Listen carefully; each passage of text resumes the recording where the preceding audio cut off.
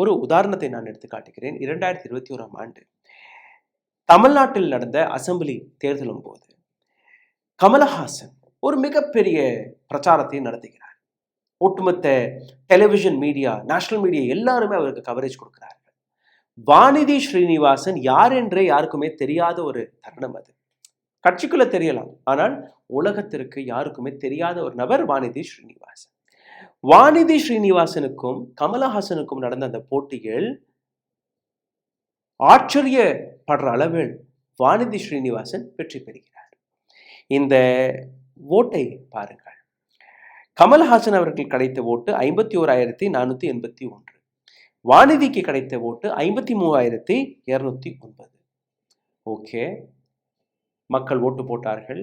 நேர் வழியில் வானிதி ஸ்ரீனிவாசன் வெற்றி பெற்று விட்டார். அப்படித்தான் கிடையாது. எஸ்ஐஆர் இன்னைக்கு வருகிறது.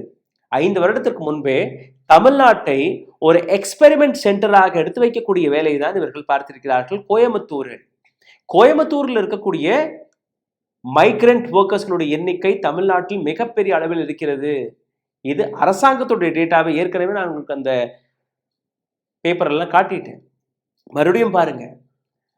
அப்போ கமல்ஹாசன் தோற்றத்திற்கான காரணம் கோயம்புத்தூரில் வானிதி ஸ்ரீனிவாசனுக்கு போடப்பட்ட ஓட்டுக்கள் வட இந்தியர்களால் போடப்பட்ட ஓட்டுக்கள். அப்போ இந்த ஓட்டு வித்தியாசம், அவர்களுக்கு இந்த அத்தாரிட்டி கிடைக்கவில்லை என்றால் நிச்சயமாக வானிதி ஸ்ரீனிவாசன் வெற்றி பெற்றிருக்க மாட்டார்.